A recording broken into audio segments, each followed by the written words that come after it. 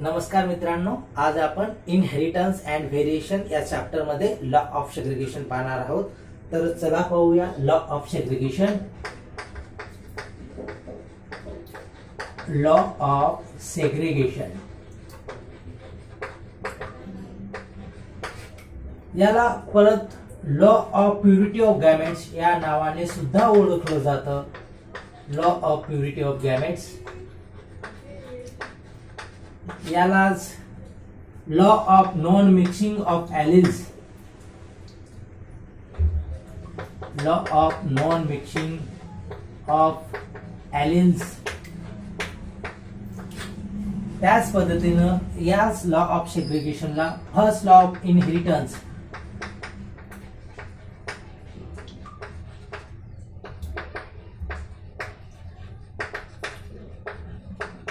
या नावाने सुद्धा ओळखलं जातं. काही शास्त्रज्ञांच्या मते जो लॉ ऑफ डॉमिनन्स आहे तो लॉ नसून एक पॉस्टुलेट आहेत, म्हणून लॉ ऑफ सेग्रीगेशनला फर्स्ट लॉ ऑफ इनहेरिटन्स असे म्हणतात.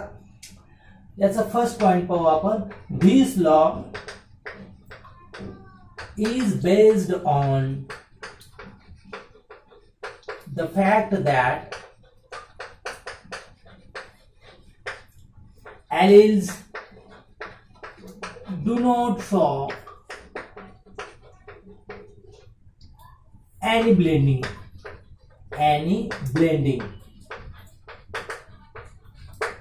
या फर्स्ट पॉइंट नुसार मेंडलनं असं म्हटलं की जे डिफरंट एलिल्स एकाच इंडिव्हिज्युअल प्लांट मध्ये असतील, जरी ते एकत्र असतील तरी त्या ठिकाणी ते कुठल्याही प्रकारचं ब्लेंडिंग किंवा इंटरमिक्सिंग आपल्याला दाखवत नाही.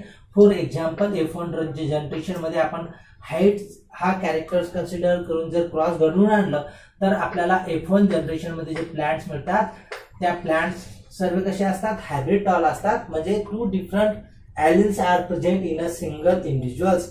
एकाच प्लांट्स मध्ये दोन वेगवेगळे एलिल्स असतात. पण या ठिकाणी ह्या सर्व प्लांट्सची जी उंची असते ती किती असते? समजा त्याचा प्युअर पॅरेंट टॉल प्लांट जो असेल त्याची हाईट जितकी असेल तितकीच या प्लांटची हाईट असते. म्हणजे जर पॅरेंट प्लांट 6 ते 7 फूट उंचीचा असेल तर हा प्लांट सुद्धा 6 ते 7 फूट उंचीचा असतात. म्हणजेच हा प्युअर आहे त्याच्या ट्रेटसाठी. इथं जरी स्मॉल टी हा एलिल्स आहे तरी या ठिकाणी ब्लेंडिंग होत नाही. जर ब्लेंडिंग झाली असती तर कॅपिटल टी हा 6 ते 7 फूट उंचीसाठी रिस्पॉन्सिबल आहे, स्मॉल टी हा 1 ते 2 फूट उंचीसाठी रिस्पॉन्सिबल आहे. जर हे दोघं एलिल्स इंटरमिक्सिंग किंवा ब्लेंडिंग या ठिकाणी झाली असती तर हा प्लांट्स आपल्याला 6 ते 7 फूट उंचीचा दिसला नसता, तर हा 4 ते 5 फूट उंचीचा असता जर ब्लेंडिंग किंवा इंटरमिक्सिंग दोघं एलिल्सची झाली असती तर. म्हणजेच हा लॉ या तथ्यावर आधारित आहे की जरी two different alleles are present in a single individual they do not show any blending or intermixing. म्हणजेच दोन एलिल जरी एका सिंगल प्लांट्स मध्ये असतील त्या ठिकाणी त्यांचं कुठल्याही प्रकारचं ब्लेंडिंग म्हणजे मिक्सिंग होत नाही. सेकंड पॉइंट पाहू आपण. During gamete formation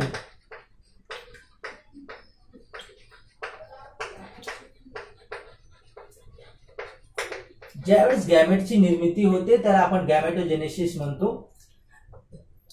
alleles of a pair segregate.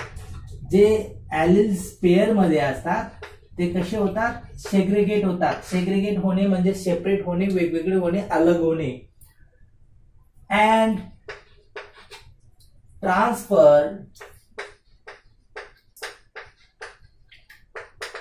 into different gamete.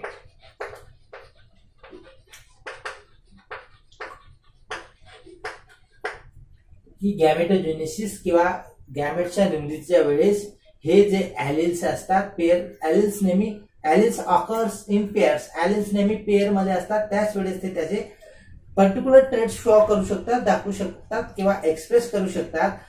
परंतु ज्यावेळेस गॅमेटोजेनेसिस किंवा गॅमेटची निर्मिती होते त्यावेळेस हे जोडीमधील जे एलिल असतात हे सेपरेट होतात, वेगवेगळे होतात आणि वेगवेगळ्या गॅमेट्स मध्ये ते ट्रान्सफर होतात. इच गॅमेट, याच्यापैकी प्रत्येक जो गॅमेट असेल, receives only one alleles of a pair. परंतु गॅमेटोजेनेसिसच्या दरम्यान प्रत्येक गॅमेट्स पेयर जे एलिल्सचे पेयर असतात त्याच्यापैकी एकच एलिल्स ते स्वतः घेत असतात. फॉर एक्झाम्पल आपण या ठिकाणी पाहू, समजा मेंडलनं प्युअर टॉलचा क्रॉस प्युअर ड्रॉप प्लांट सोबत घडवून आणलं, त्यावेळेस या पॅरेंट्स मध्ये मिओसिस होईल आणि मिओसिस झाल्यानंतर गॅमेट्सची निर्मिती होईल. गॅमेट्स तयार होताना दोन गॅमेट्स तयार होतील. 50% alleles comes into one gamete and 50% alleles comes into the another gamete. त्याच प्रकारे या ठिकाणी सुद्धा एका गॅमेट मध्ये स्मॉल टी आणि दुसऱ्या गॅमेट मध्ये स्मॉल टी. याला आपण गॅमेटोजेनेसिस किंवा गॅमेट फॉर्मेशन असे म्हणतो. आणि ज्यावेळेस याचं फर्टिलायझेशन होईल त्यावेळेस आपण F1 जनरेशन मध्ये पाहतो, all plants were hybrid tall. सर्व प्लांट्स आपल्याला F1 जनरेशन मध्ये कसे मिळतात? हायब्रिड टॉल मिळतात. आपण याच्या आधी mono hybrid cross law of dominance मध्ये क्रॉस पाहिलेलं आहे. तर या ठिकाणी ज्यावेळेस मेंडल्सनं याचा सेल्फ क्रॉस घडून आणला, F1 जनरेशन मध्ये कुठलेही दोन प्लांट्स घेतलेत, सर्व प्लांट्सचा जिनोटाइप सारखाच आहे, कॅपिटल टी स्मॉल टी, आपण हायब्रिड टॉल म्हणतो. परत या ठिकाणी मिओसिस होईल, परत गॅमेट्स तयार होईल आणि गॅमेट कसे तयार होतील पहा, हे एलिल्सचं एक पेयर आहे. या ठिकाणी सुद्धा एलिल्सचं एक पेयर आहे. त्याच्यापैकी गॅमेट्स तयार होत असताना प्रत्येक गॅमेट एलिल्सच्या पेयर पैकी एकच एलिल्स मिळवत असतो. हा सुद्धा एकच allele मिळवेल.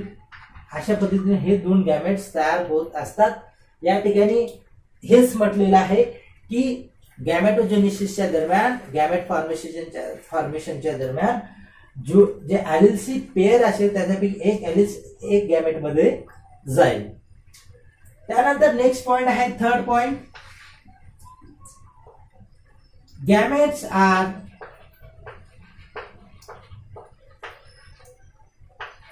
P1 for their particular trait.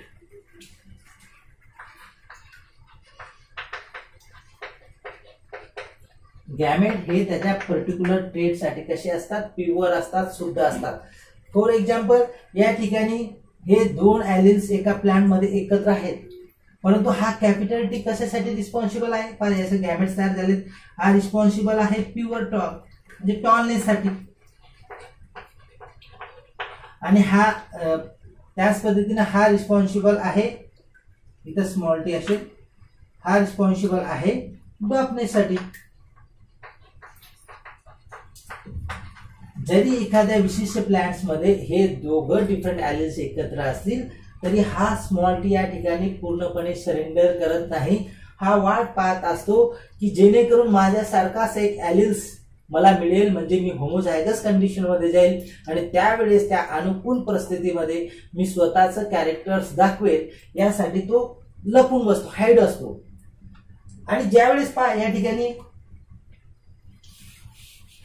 याचं फर्टिलायझेशन होईल या गॅमेटचे, तर एक जो प्लांट तयार होईल तो कॅपिटल टी, दुसरा plant capital T small T.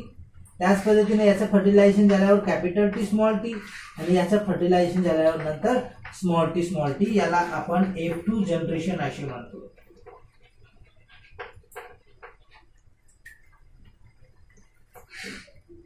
या ठिकाणी समजा 100 प्लांट मिळाले असतील तर पहा हे 3 प्लांट कसे आहेत? टॉल आहेत. आणि हा एक जो प्लांट आहे हा कसा आहे? ड्रॉप. जर या ठिकाणी 100 प्लांट असतील F2 जनरेशन मध्ये, त्याच्यापैकी 75 प्लांट कसे असतील? टॉल असतील आणि 25% प्लांट कसे असतील? ड्वार्फ असतील. पहा हा जो कॅरेक्टर आहे हा आपल्याला F1 जनरेशन मध्ये मिळाला नव्हता, dwarfness. In F1 generation all plants were tall. परंतु F2 जनरेशन मध्ये मेंडलला हा ड्वार्फनेस कॅरेक्टर परत मिळाला. याच्यावरूनच मेंडलनं हा लॉ ऑफ सेग्रिगेशन दिलेला आहे.